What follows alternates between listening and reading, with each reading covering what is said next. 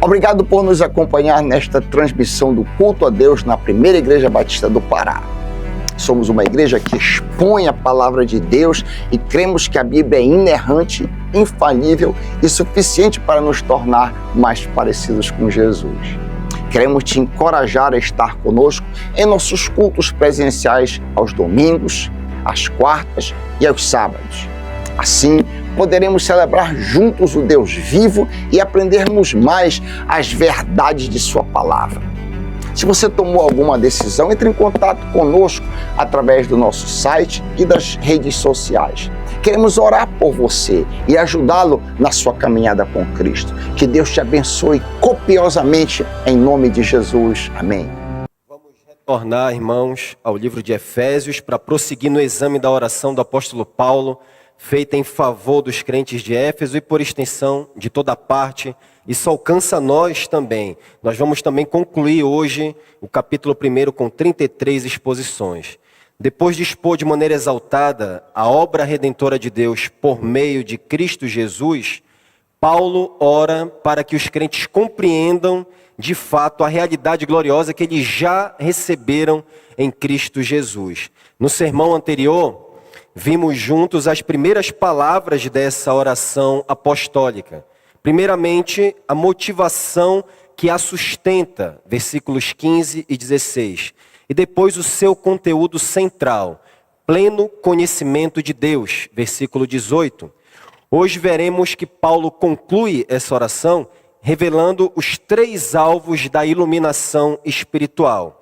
O pleno entendimento da esperança do nosso chamado, da herança gloriosa de Deus nos santos e do poder divino que opera eficazmente em nós por meio de Cristo. Abra sua Bíblia comigo, por gentileza, e vamos meditar em Efésios capítulo 1, do verso 18 ao 23. Efésios 1, 18 a 23.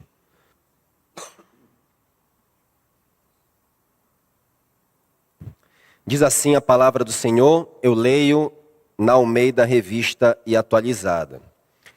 Iluminados os olhos do vosso coração, para saberdes qual é a esperança do seu chamamento, qual a riqueza da glória da sua herança nos santos, e qual a suprema grandeza do seu poder para com os que cremos, segundo a eficácia da força do seu poder, o qual ele exerceu em Cristo, ressuscitando-o dentre os mortos e fazendo-o assentar-se à sua direita nos lugares celestiais, acima de todo principado e potestade, e poder e domínio e de todo nome que se possa referir, não só no presente século, mas também no vindouro.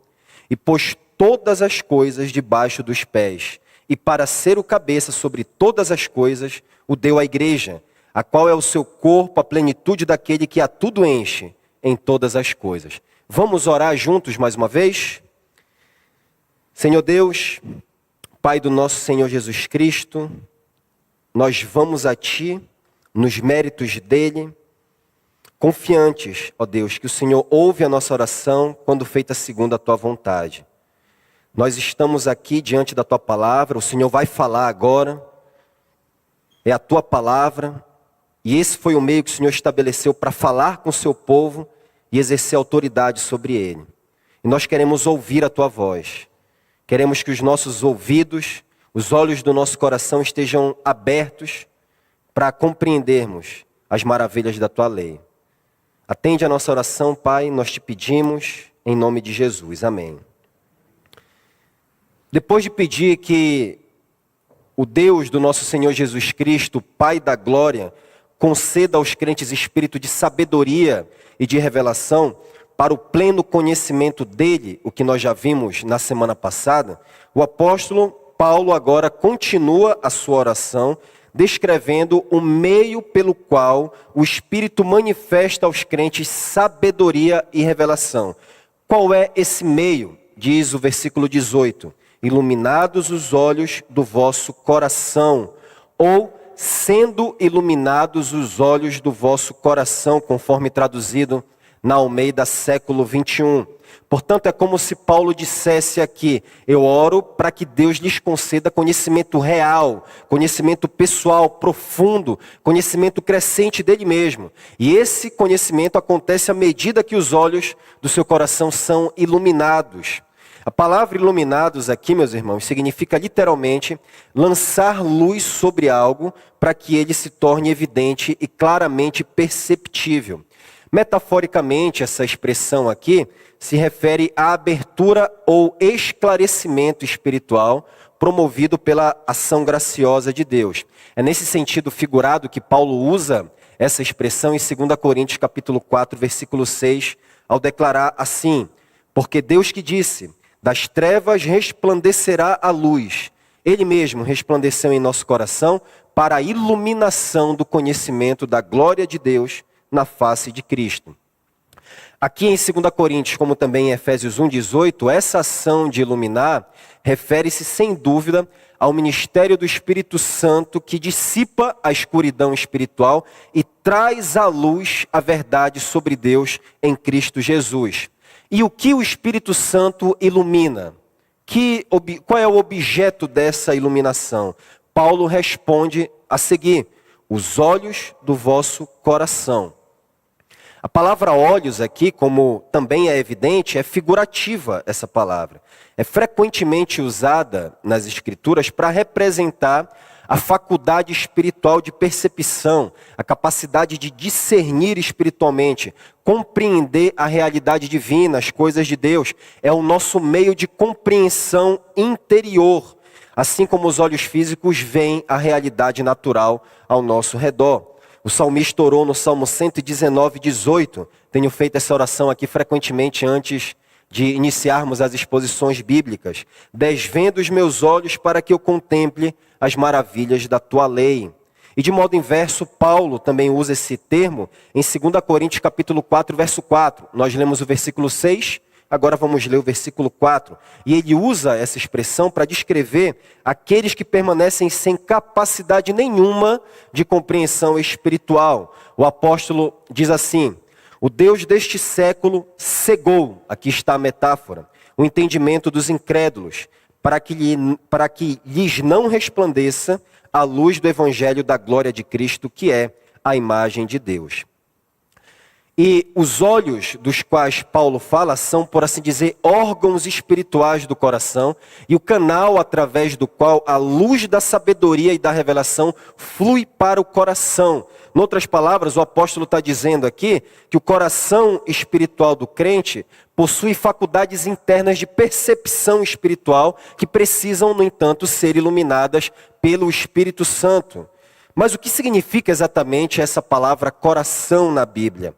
Coração, meus irmãos, na mentalidade bíblica, não é meramente a parte emocional ou a sede dos sentimentos ou das emoções dos seres humanos, como frequentemente é retratado pela cultura moderna, marcada pelo romantismo e pela subjetividade hollywoodiana. A gente vê esse tipo de romantismo nos filmes de Hollywood. Na Escritura, o coração se refere ao homem interior, ao centro do ser humano, a sua dimensão mais profunda, aquela que integra intelecto, emoção e vontade. O livro de Provérbios nos fornece uma robusta teologia do coração, mostrando que ele integra intelecto, emoção e vontade. O coração integra o intelecto porque Provérbios 15, 14 afirma o seguinte. Você quer conferir isso? Abra sua Bíblia então. Provérbios 15, 14, que você vai ter aqui uma visão robusta do que é o coração na mentalidade bíblica. Provérbios 15, 14.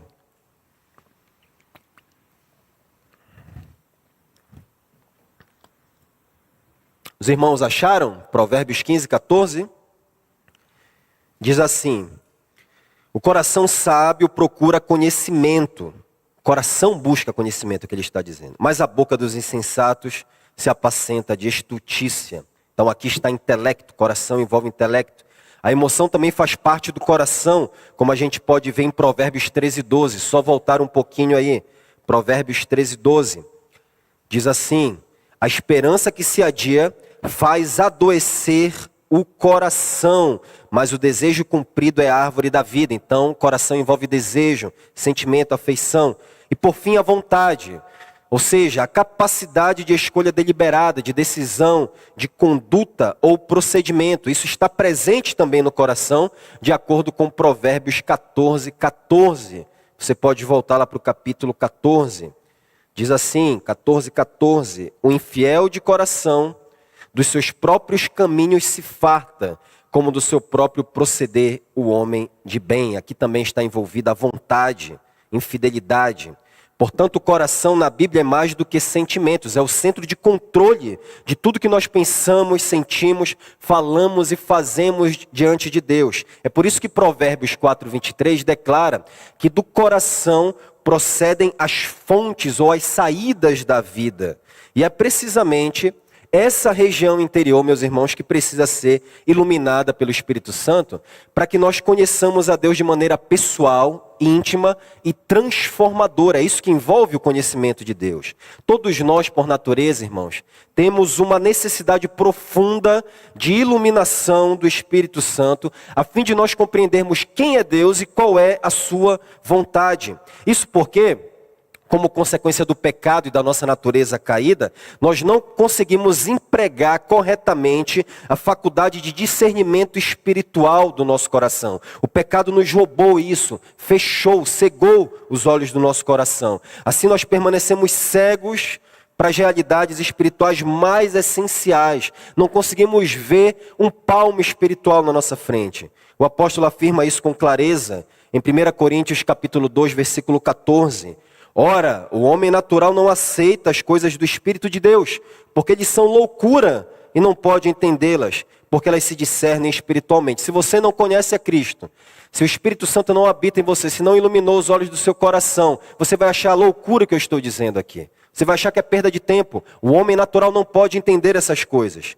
Contudo, é importante lembrar que os efésios por quem Paulo ora já eram crentes. E isso já ficou evidente no sermão passado, quando Paulo mencionou no versículo 15 a fé deles no Senhor Jesus e também o amor por todos os santos, virtudes sobre as quais Paulo tinha ouvido falar preso em Roma, em prisão domiciliar em Roma.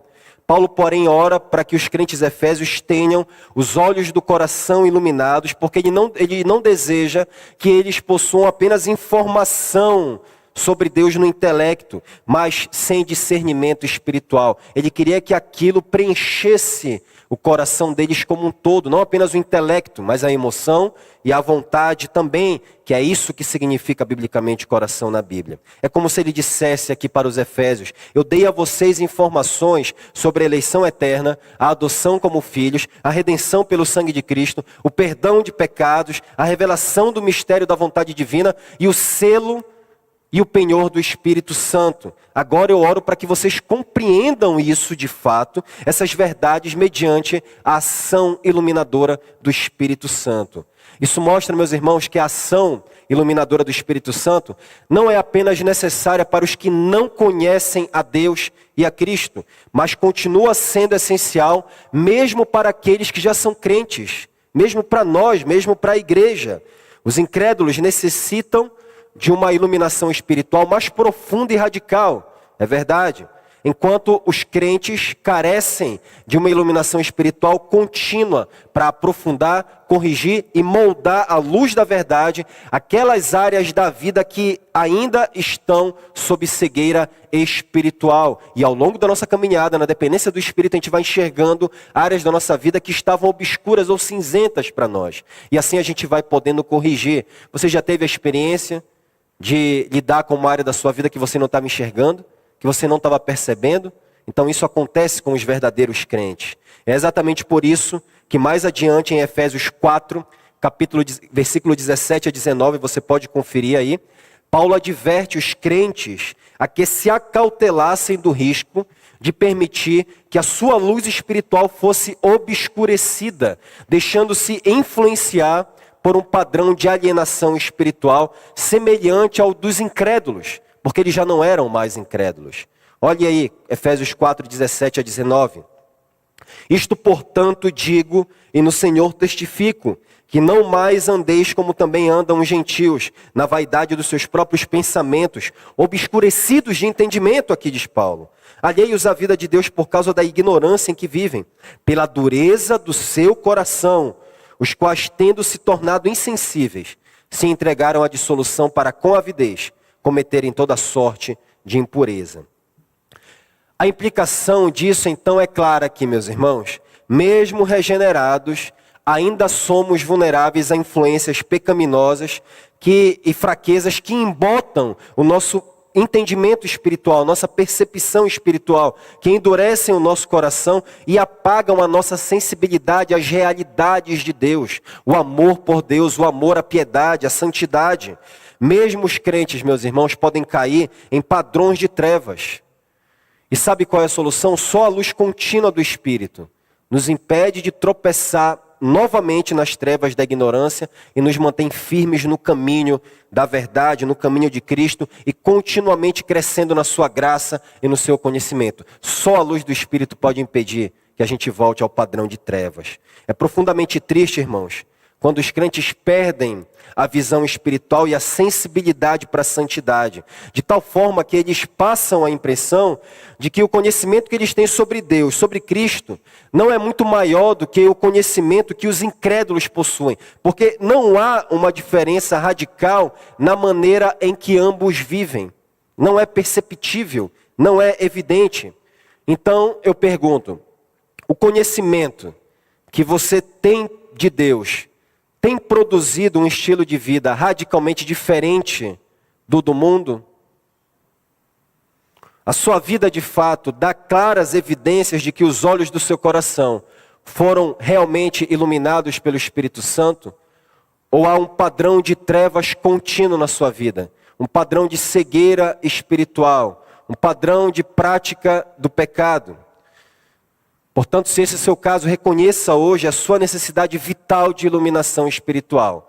Mesmo aqueles que já são crentes precisam de mais luz espiritual. Ore para que Deus ilumine os olhos do seu coração, para que você enxergue mais profundamente a realidade sobre quem Deus é. E para que esse conhecimento molde radicalmente os seus pensamentos, os seus afetos, as suas decisões, o seu estilo de vida. Que você pense como Cristo pensa, que você sinta como Cristo sinta, que você tome decisões como Cristo toma. À luz da sua palavra, à luz da vontade de Deus, que o seu estilo de vida seja semelhante ao de Jesus. Tudo é sobre Cristo.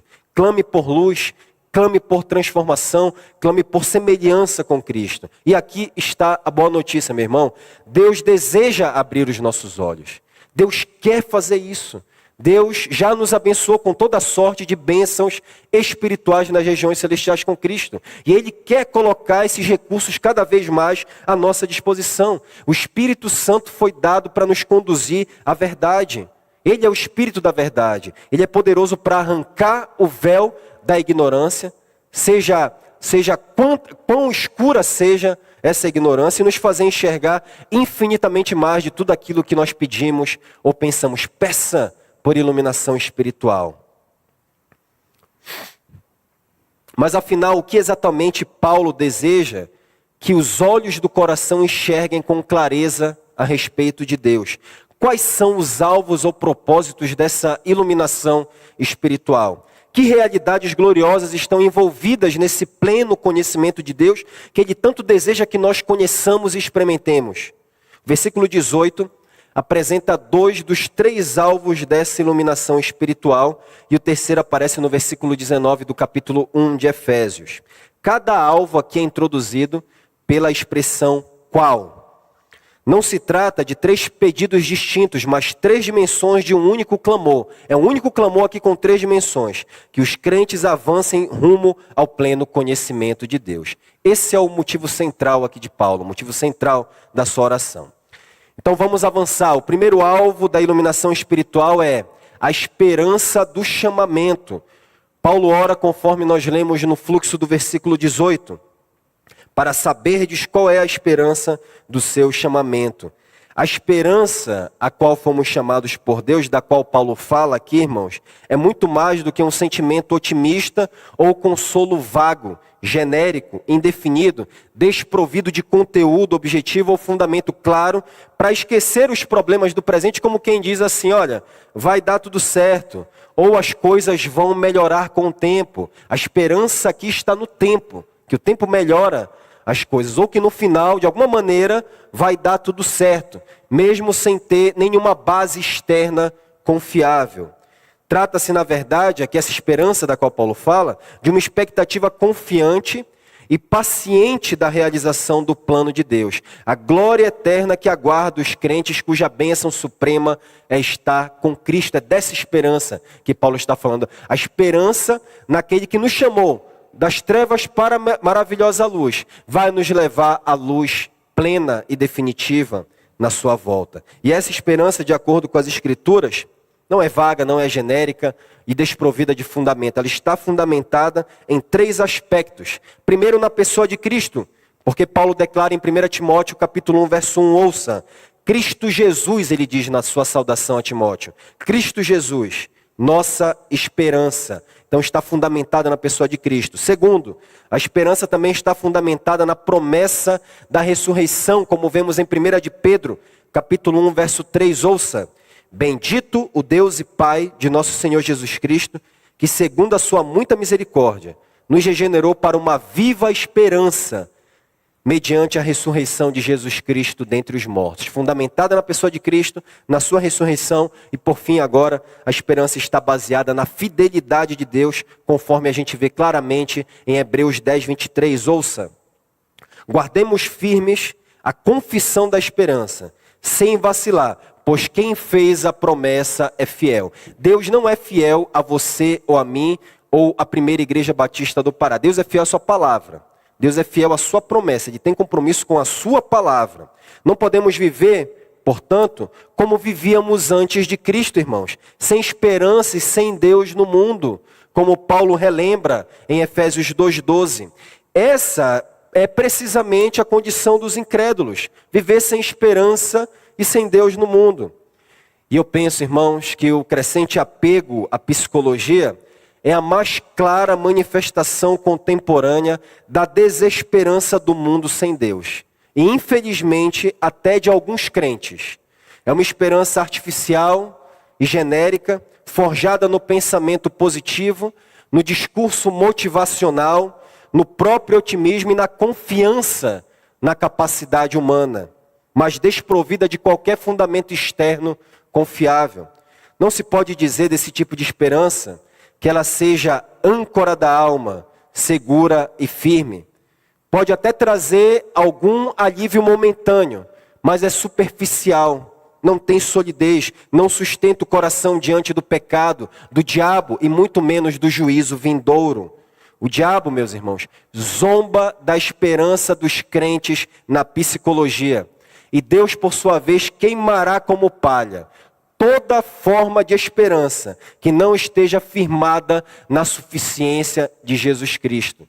Eu vi um jogador de futebol esses dias aí, fez um gol, estava tendo um problema com o técnico, jogador do Flamengo, Pedro tirou a camisa e mostrou para a torcida, Jesus é o suficiente. Eu não sei se esse homem é crente ou não, não sei da qualidade do seu cristianismo, mas o fato é que isso é verdade. E se ele não for crente, é triste que até os crentes saibam disso. Porque Jesus de fato é suficiente. Jesus é o suficiente. Portanto, busque conhecer a verdadeira esperança que há somente em Cristo Jesus. Não busque conhecer e se apegar à mesma esperança genérica e psicologizada que o mundo conhece.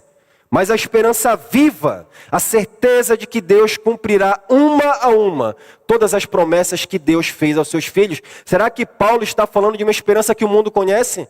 Porque ele disse em Efésios 2,12 que o mundo estava sem esperança e sem Deus no mundo. O mundo estava sem esperança e sem Deus. Como é que ele pode estar falando da mesma esperança a qual o mundo se agarra? Infelizmente, os crentes às vezes têm se agarrado à mesma esperança que o mundo oferece, quando a esperança bíblica é radicalmente diferente. Essa é a esperança dos crentes, uma esperança firmada na fidelidade de Deus e no triunfo de Cristo. Essa é a nossa esperança. O segundo alvo da iluminação espiritual, continue acompanhando comigo, é a compreensão da herança gloriosa que os crentes são para Deus. Paulo expressa isso na parte final do versículo 18. Acompanha aí. Qual a riqueza da glória da sua herança nos santos? Ele quer que nós conheçamos isso também. No versículo 14, ele já havia falado sobre a herança que os crentes recebem de Deus. Mas aqui é ao contrário, irmãos. O apóstolo menciona a herança que Deus possui em nós. Nós não apenas temos uma herança, mas Deus também tem uma herança e essa herança somos nós. Ele nos chamou das trevas para a luz. Nós somos o seu povo eleito, seu povo adotado, redimido, perdoado e a quem foi dado o Espírito Santo como selo e penhor. Nós fomos adquiridos por ele por alto preço, sob preço do sangue precioso de Jesus. E agora nós somos a sua propriedade exclusiva, a sua herança gloriosa, seu povo precioso. E essa verdade ecoa nas Escrituras. Em Deuteronômio 32:9, nós lemos o seguinte: ouça. Porque a porção do Senhor é o seu povo, Jacó é a parte da sua herança. E também em 1 de Pedro 2,9, Novo Testamento, o apóstolo Pedro diz assim: vós, porém, sois raça eleita, sacerdócio real, nação santa, povo de propriedade exclusiva de Deus, a fim de proclamardes as virtudes daquele que vos chamou das trevas para a sua maravilhosa luz. Portanto, Deus, meus irmãos, salvou os crentes com o propósito de possuí-los como a sua herança. E Ele os possuirá completamente no futuro. Naquele dia, no dia da vinda de Cristo, quando o Senhor vai reunir a sua igreja, gloriosa e sem mácula, e a apresentará ao Pai como a sua preciosa possessão, adquirida por direito e finalmente consumada. Isso nos ajuda a entender, irmãos, que aos olhos de Deus, somos o seu tesouro precioso, seu tesouro valioso. E quando essa verdade nos é revelada por meio da iluminação do Espírito Santo, ela gera um efeito transformador nas nossas vidas. Quais são esses efeitos? Primeiramente, nos ajuda a nos vermos como Deus nos vê. Esse é o primeiro efeito. Sabe por que isso é importante? Porque muitos crentes ainda lutam com baixa autoestima espiritual, irmãos. Sentimento de inutilidade, culpa paralisante ou profundo senso de inferioridade. Caminham sempre assim, sempre sob esse peso. E isso desencadeia uma série de enfermidades da alma, como a depressão espiritual. Andam sem alegria, não expressam a vida cristã alegre. Jesus foi o homem de dores, mas também foi o homem mais alegre que já pisou nessa terra. O homem que demonstrou a luz, a glória do Evangelho, o prazer de fazer a vontade de Deus. E ele chegou a dizer de fato que a minha comida era fazer a vontade do Pai. E João vai dizer, lembrei que o pastor André, o apóstolo André eu ia dizer. O pastor André expôs a carta de 1 João aqui, que diz que os mandamentos de Deus não são pesados. Então o crente não pode andar sob essa carga. E o fardo de Jesus é leve, ele disse. É verdade, meus irmãos, que a palavra de Deus nos proíbe de ter um conceito elevado demais sobre nós mesmos. Porque isso, sem dúvida, é soberba. Nós não devemos ter um conceito elevado demais sobre nós mesmos. Nós somos pecadores por natureza e, portanto, nós não temos valor absoluto ou mérito intrínseco em nós mesmos. Nós somos pó, diz a palavra. Viemos do pó e para lá nós vamos voltar. No entanto, também é uma forma sutil de orgulho espiritual quando nós cultivamos pensamentos constantes de autodepreciação ou de nos ficarmos comparando com outras pessoas, que elas têm mais do que nós temos menos, fulano tem isso, eu tenho aquilo, eu não sou tanto assim quanto fulano, gostaria de ser. Isso também é uma forma sutil de orgulho espiritual. O evolucionismo, por exemplo, é uma expressão moderna de arrogância disfarçada. Essa teoria humana, que sustenta grande parte da cosmovisão científica secular, afirma que os seres humanos não passam de um animal como qualquer outro. São meros produtos de processos aleatórios de mutação e seleção natural ao longo de milhões de anos. Nós aprendemos isso na escola. Evidentemente, esse pensamento aqui carrega uma forma de desprezo pela dignidade que Deus conferiu ao ser humano como o único formado à imagem e semelhança de Deus. Não é dito na Bíblia que o macaco foi formado à imagem e semelhança divina. Não temos nada a ver com o macaco. Não temos ligação nenhuma com macaco. Como o saudoso pastor Zé, não, mas o nosso querido pastor Zéias dizia aqui nas classes de batismo, olha, se a tua avó, a tua tia é macaca, teu primo é macaco, é problema teu. Mas o meu não é. Eu fui criado por Deus e à imagem dele. Por isso, não permita que a sua identidade seja moldada pelos valores distorcidos deste mundo, meu irmão. Em vez disso, seja transformado pela iluminação dos olhos do seu coração, operado unicamente pelo Espírito Santo, para que você aprenda a enxergar a si mesmo como Deus vê e para que você valorize a comunhão dos santos como herança gloriosa. Porque esta é, em segundo lugar, a realidade que a iluminação espiritual nos leva a valorizar a igreja, o corpo de Cristo, e a viver de modo digno dessa identidade. Primeiro, um conceito adequado sobre você mesmo. Em segundo lugar, um conceito adequado sobre a igreja. Quem teve os olhos do coração iluminados pelo Espírito Santo, irmãos, não pode ser desigrejado. Só é desigrejado quem caminha em cegueira espiritual. Porque quem teve os olhos do coração iluminado, enxerga a igreja como herança gloriosa de Deus, preciosa para o Senhor. Porque para Deus, a igreja de fato é isso. É Ele quem está dizendo aqui na sua palavra. Mas quando os olhos do nosso coração são de fato abertos, nós aprendemos a amar o que Deus ama. Nós aprendemos a valorizar o que Ele valoriza e servir com humildade e alegria no meio do seu povo, a igreja que Ele quer apresentar gloriosa e sem mácula naquele dia. Então, se você é desigrejado, você está sendo desencorajado aqui a permanecer nessa condição e você está sendo chamado ao arrependimento. Porque Hebreus capítulo 10 diz, não deixemos de congregar como fazem alguns. Já havia desigrejado na igreja primitiva, isso já é reprovado, não é coisa de movimento moderno. Por isso, não permita que a sua identidade seja moldada por esses valores distorcidos, meus irmãos. Em vez disso, seja transformado, repito, pela iluminação dos olhos do seu coração, operada pelo Espírito Santo. Ore por isso, suplique por isso, coloque isso na sua lista de oração, suplique por essa correta visão espiritual. Esse olhar iluminado gera uma identidade firmada em Cristo, marcada por humildade, gratidão, satisfação, alegria e um compromisso profundo com a vida comunitária da igreja. Isso pode ser dito sobre você que está aqui essa noite?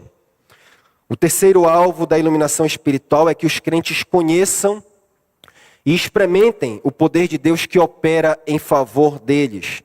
O primeiro alvo da iluminação espiritual dizia respeito ao passado, a esperança do chamamento. Se Deus nos chamou das trevas para a luz lá, Ele vai completar o seu plano.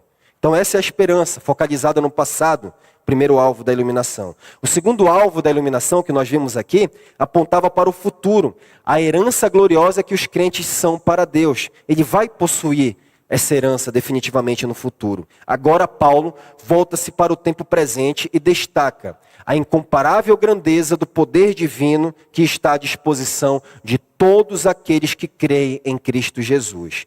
É justamente esse terceiro aspecto, o poder ativo de Deus na vida dos crentes, que recebe maior ênfase na oração do apóstolo, porque é sobre ele que Paulo se detém com mais palavras, atenção e intensidade. Então, se você não prestou nada de atenção até aqui, se você por acaso cochilou aí, dê atenção agora a isto daqui, porque é aqui que Paulo está dedicando mais atenção e ênfase. Vejamos então como o apóstolo desenvolve o terceiro alvo da iluminação espiritual, a partir do versículo 19. Ele diz assim, e qual a suprema grandeza do seu poder para com os que cremos, segundo a eficácia da força do seu poder. Há aqui, irmãos, no grego, 4 palavras sinônimas com sentido relacionado ao poder, com o objetivo de enfatizar a imensurável grandeza do poder divino. O termo poder aqui aparece 2 vezes, no início e no fim do versículo 19. E é acompanhada por outros 2 vocábulos sinônimos, eficácia e poder. Tudo isso é sinônimo relacionado a poder. Essa repetição intencional reforça a ideia de que o poder de Deus está disponível abundantemente aos crentes de modo exclusivo, ativo, eficaz, dinâmico e irresistível. Há diversos tipos de manifestações de poder, do poder de Deus nas Escrituras. Por razões didáticas, eu resumi aqui em 3 categorias principais. Primeiro, há o poder criador e sustentador. Foi por meio desse poder que Deus trouxe todas as coisas à existência, como a gente vê lá no primeiro capítulo do livro de Gênesis. Ele trouxe tudo isso à existência a partir do nada e continua a sustentar toda a criação em constante atividade. Os planetas hoje que estão orbitando no espaço do nada estão sendo sustentados pela poderosa palavra de Cristo. É Ele quem mantém todas essas coisas. Em segundo lugar, há o poder soberano, por meio do qual Deus governa com autoridade absoluta sobre todo o universo. Foi esse poder que operou maravilhas e juízo ao longo da história da redenção. Ele fez chover fogo e enxofre sobre Sodoma, parou o sol em Gibeão, enviou as 10 pragas ao Egito e abriu o mar vermelho diante de Israel. E por fim, há o poder redentor, revelado de uma maneira culminante na obra de salvação em Jesus Cristo. Há o poder redentor na obra do Êxodo, mas de uma maneira culminante na salvação em Cristo Jesus, em sua encarnação, morte e ressurreição.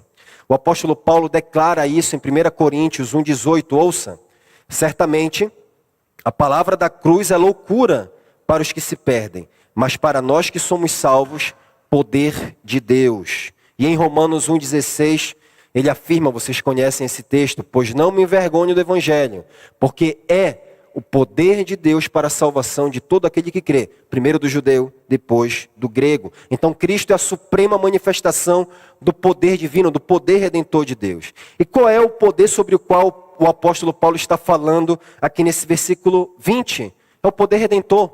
Ele mesmo responde aqui na sequência, veja na sua Bíblia, o qual ele exerceu em Cristo. É desse poder que ele está falando, que foi exercido, operado em Cristo Jesus. E depois de orar para que os crentes conhecessem o incomparável poder divino, Paulo passa agora a mostrar como esse poder foi demonstrado de uma maneira suprema, por meio da exibição redentora em Cristo Jesus. Esse poder redentor que ele exibiu em Cristo. E essa manifestação de poder redentor, meus irmãos, ocorreu em 4 momentos decisivos. Fica comigo, mantenha atenção nisso daqui.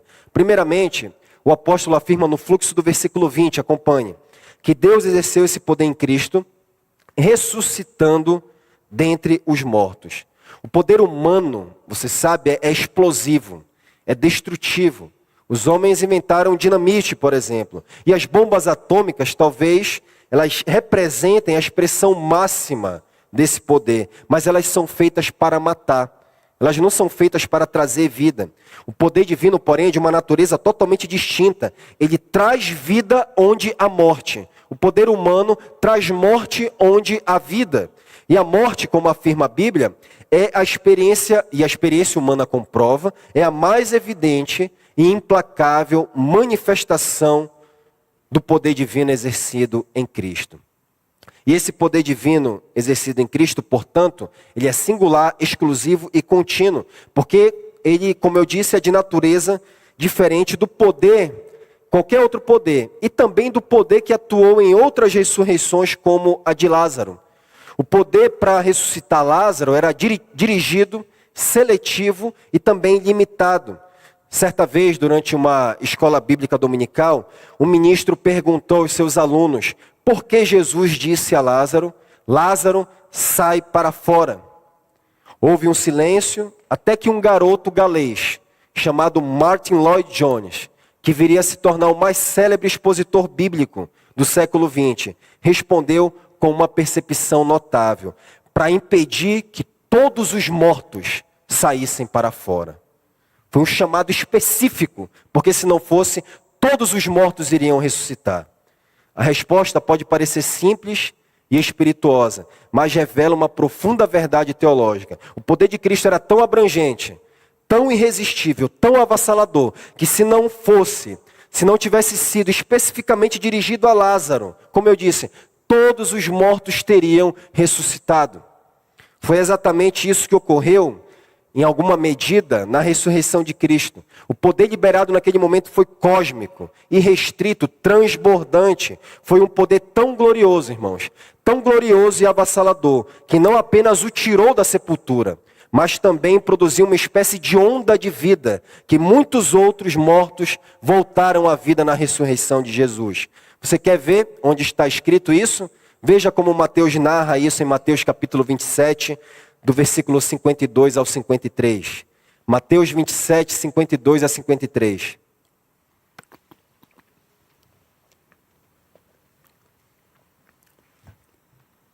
Mateus capítulo 27, versos 52 e 53.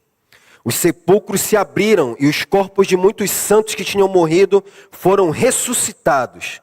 E saindo dos sepulcros depois da ressurreição de Jesus, entraram na cidade santa e apareceram a muitos.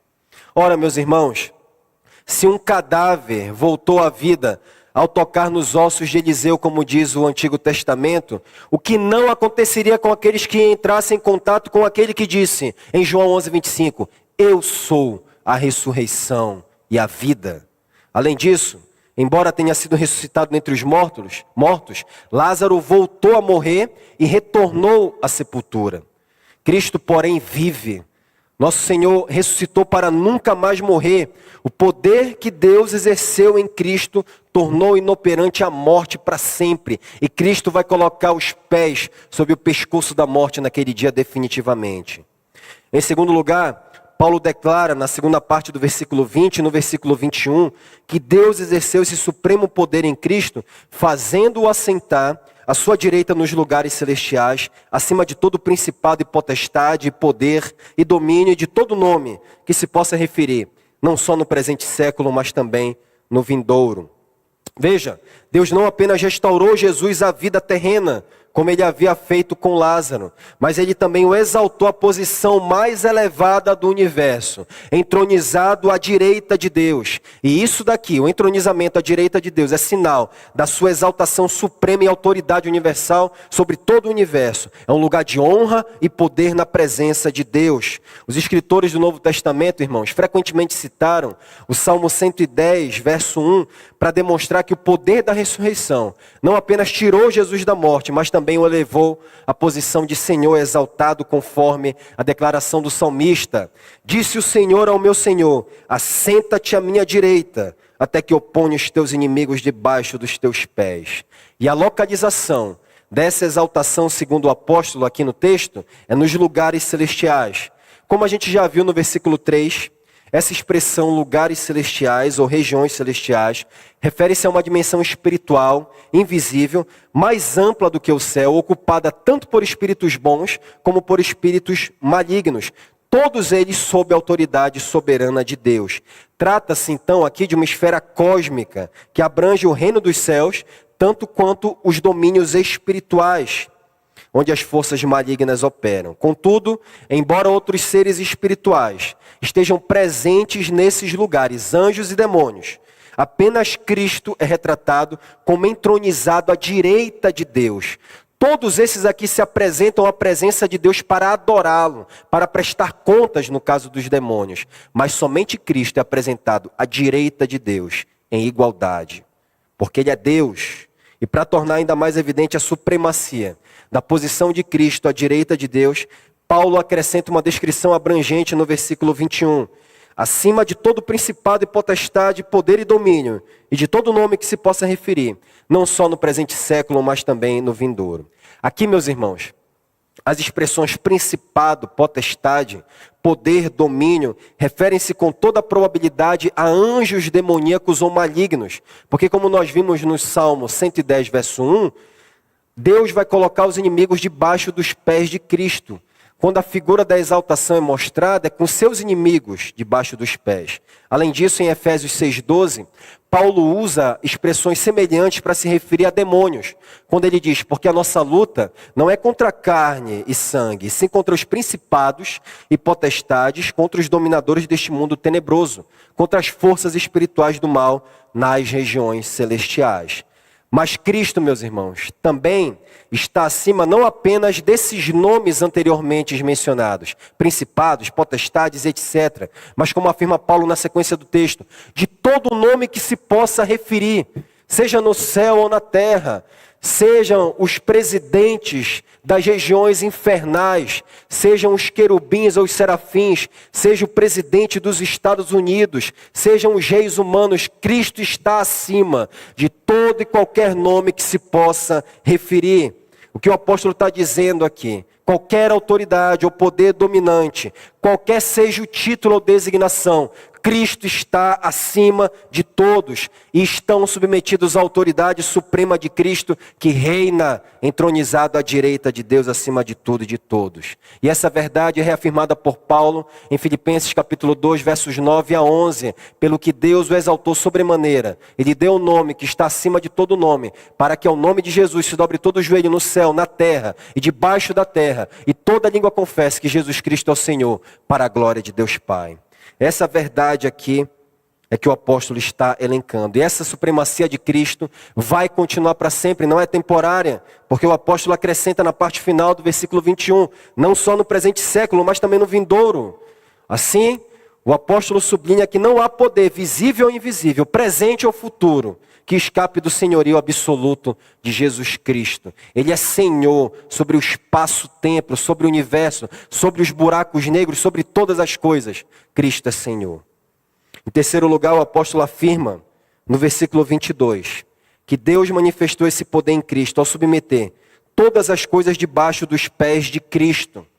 Isso daqui significa, irmãos, que Deus não apenas manifestou o seu poder em Cristo ao exaltá-lo à sua direita, não apenas lhe deu posição, mas também deu a Cristo o direito, conferiu a ele o pleno exercício de autoridade sobre tudo o que existe. Um domínio semelhante a um rei vitorioso que coloca os seus pés sobre o pescoço do inimigo.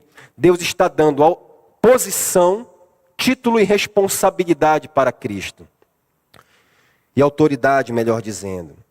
No momento, porém, como afirma o autor de Hebreus 2:8, ainda não vemos todas as coisas sujeitas a ele.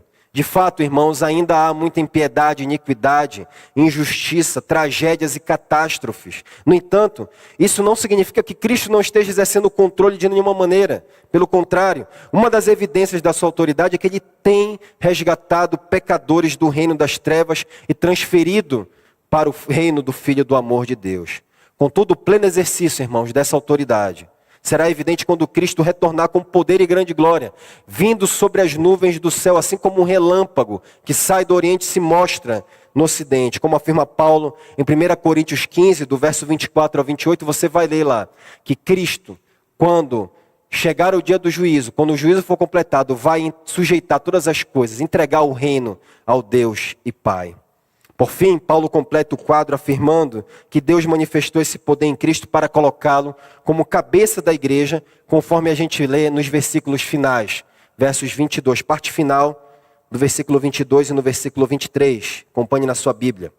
E para ser o cabeça de todas as coisas, o deu à igreja, a qual é o seu corpo, a plenitude daquele que a tudo enche em todas as coisas. Veja, aqui está o clímax da demonstração do poder de Deus em Cristo Jesus. Em primeiro lugar, nós vimos que o poder de Deus se manifestou na ressurreição de Cristo. Em segundo lugar, na exaltação de Cristo à direita de Deus. Em terceiro lugar, na sujeição de todas as coisas debaixo dos pés de Cristo. E agora, no quarto e último movimento decisivo, ao estabelecer Cristo como cabeça da igreja, isto é, como autoridade absoluta sobre a igreja.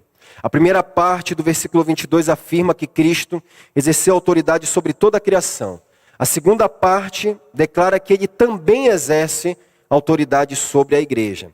Ora, se já foi dito que Cristo tem autoridade absoluta sobre todas as coisas, pode parecer óbvio ou mesmo redundante afirmar que ele também tem autoridade sobre a igreja. No entanto, Paulo trata a criação e a igreja como realidades distintas. E é importante ter essa distinção em mente. A igreja não é a totalidade do mundo criado. A nossa missão em relação ao mundo não é a nossa missão em relação à igreja. Nem pode ser confundida com o cosmos, como pensam os panteístas, que identificam tudo como parte de um único universo divino. A igreja está em relação direta com Cristo e ela é identificada como seu corpo. Irmãos, isso significa que a autoridade que Cristo exerce sobre a igreja e a criação não são equivalentes e, portanto, Cristo se relaciona com ambas de maneiras diferentes. A metáfora do corpo revela que a autoridade que Cristo exerce sobre a igreja é uma autoridade desempenhada por meio de uma união essencial e orgânica. Em outros lugares, essa metáfora do corpo está relacionando a igreja aos seus membros. pastor André falou nesse sentido, inclusive, de manhã. Aqui em Efésios, é a relação cabeça-corpo. É a relação corpo e Cristo. É uma relação diferente aqui que está sendo mostrada. É essa união essencial e orgânica da igreja com Cristo, por meio da qual ele exerce essa autoridade. Assim como a cabeça governa e sustenta com energia, vida e poder todo o corpo, todas as terminações nervosas remontam ao cérebro, Cristo também é o centro de controle e provisão da igreja. Ele não apenas comanda, mas vivifica, energiza e preserva o seu corpo, garantindo que a igreja permaneça viva, em plena dependência dele, à semelhança da relação entre a videira e os ramos, como a gente vê lá em João capítulo 15. E de fato, meus irmãos, aprofundar a sua descrição, ao aprofundar, melhor dizendo, a sua descrição no versículo 23, Paulo afirma que a igreja é a plenitude daquele que a tudo enche em todas as coisas, indicando que Cristo preenche a igreja com a sua própria vida e presença. Assim como em Cristo habita toda a plenitude da divindade, como diz Colossenses 1:19 e 2:9, assim também é propósito de Deus que toda a plenitude de Cristo habite na sua igreja, isto é, a plenitude dos seus atributos, a plenitude dos seus dons, da sua excelência moral e do seu poder. Por isso Paulo ora em Efésios 3:19, para que nós sejamos, os cristãos sejam tomados de toda a plenitude de Deus. E em Efésios 4:13, ele descreve o alvo do amadurecimento cristão como o alcance pleno do conhecimento do Filho de Deus, a perfeita varonilidade, a medida da estatura da plenitude de Cristo. É isso que é maturidade cristã aqui para Paulo. O Cristo exaltado preenche tudo com a sua presença, com a sua autoridade, com a sua glória. Mas a igreja é a expressão suprema de Cristo ao ser preenchida por ele, cujo propósito é encher todas as coisas. Como Paulo afirma em Efésios 4:10. É o propósito de Deus que pela igreja, a multiforme sabedoria de Deus se torne conhecida agora dos principados, potestade nos lugares celestiais. Portanto, a grandeza incomparável de Cristo, irmãos, foi plenamente demonstrada quando ele exerceu em Cristo esse poder, ao ressuscitá-lo, ao exaltá-lo à sua destra, ao sujeitar todas as coisas sob seus pés e ao estabelecê-lo como cabeça da igreja. E eu quero que você tenha paciência, você vai ficar um mês sem me ouvir, e eu caminho para encerrar. Mas por que Paulo escolhe destacar? Especialmente a ressurreição e a exaltação de Cristo. E isso daqui tem a ver com as nossas vidas. É porque esse movimento aqui não apenas manifesta o poder soberano de Deus, mas também é uma excelente analogia da redenção. É uma excelente analogia da obra da redenção. Em Cristo, Deus nos tirou do túmulo do pecado, do cemitério do inferno, e nos colocou com Ele nos lugares celestiais. A mesma força, irmãos, que operou em Cristo agora atua em nós.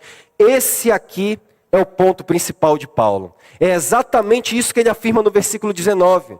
Que o poder que ressuscitou e exaltou Cristo é o mesmo que está à disposição dos que creem. Isso é maravilhoso. Essa é a principal realidade gloriosa envolvida no conhecimento de Deus, a qual Paulo dedica maior ênfase e atenção. A realidade pela qual ele ora, pedindo que os olhos do nosso coração sejam iluminados, a fim de que nós possamos ver e experimentar plenamente essa verdade em nossas próprias vidas. É isso que ele deseja.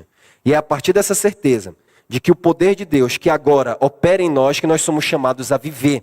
Nós somos chamados a moldar a nossa vida. A compreensão disso precisa moldar a maneira como nós vivemos. O poder de Deus, irmãos, não se manifesta apenas em milagres ou sinais visíveis, mas também, sobretudo, em vivificação espiritual, libertação do pecado e santidade. O poder de Deus se manifesta principalmente dessa maneira. Alguns de vocês oram sinceramente para que Deus opere um milagre. Que Ele intervenha numa situação de sofrimento, angústia ou injustiça. E vocês creem de fato, corretamente, que Ele pode agir. Que Deus continue intervindo na história humana. Mas ao mesmo tempo, infelizmente, eu digo isso com tristeza, muitos de vocês continuam escravizados a pecados. Talvez pornografia, ansiedade, ira ou amargura. Eu fui escravizado por pornografia durante anos, até a minha conversão a Cristo Jesus. E alguns de vocês perderam a esperança, como se não houvesse poder divino à disposição. Mas ouça-me com atenção, repito. O mesmo poder que ressuscitou e exaltou Cristo, tirou o morto do túmulo e o colocou nas regiões celestiais à direita de Deus. É o mesmo poder que está à disposição para nos dar a vitória contra o pecado, para quebrar qualquer cadeia de pecado na nossa vida. Esse poder é suficiente para subjugar, debaixo dos pés de Cristo, toda culpa, vício ou fraqueza, para colocar todos os pecados sob os teus pés e os pés de Cristo. Nenhum crente, portanto, irmãos, tem desculpa para viver como se estivesse sob o domínio do pecado.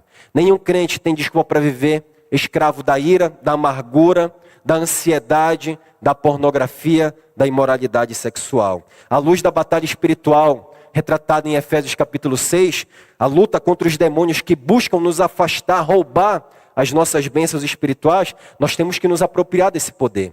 Nós precisamos lançar mão desse poder. Nós não temos poder em nós mesmos, mas nós temos à disposição o mesmo poder que venceu a morte em Cristo. E o diabo quer ocultar de você essa verdade. O diabo está inclusive em momentos de ministração da palavra, arrancando a palavra que é semeada. E ele quer ocultar essa verdade de você. Ele sabe que se você compreender isso, se os olhos do seu coração forem iluminados, você será livre do pecado.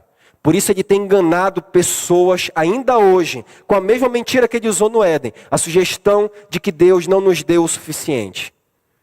Mas a verdade é que em Cristo nós temos tudo que nós precisamos para vencer qualquer pecado. Então, saia daqui hoje com esta convicção.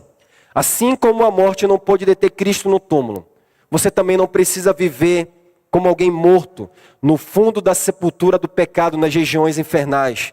Faça esta resolução pela fé no poder de Deus, que ressuscitou Cristo e que agora habita em mim. Eu não permitirei que o pecado reine sobre nenhuma parte do meu corpo, cedendo a desejos pecaminosos. Nem oferecerei os membros do meu corpo, como Paulo diz em Romanos 6, como instrumentos do mal para servir ao pecado. Mas eu me entregarei inteiramente a Deus e ao seu poder, porque agora vivo não mais eu, mas Cristo vive em mim.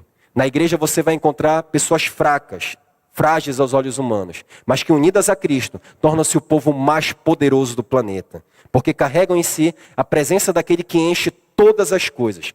Que a sua vida, portanto, reflita a plenitude de Cristo, o seu governo, o seu poder, a sua graça, a sua verdade, e que a nossa existência nesse mundo torne visível o Cristo exaltado, que reina nos céus e habita plenamente em nós. Amém?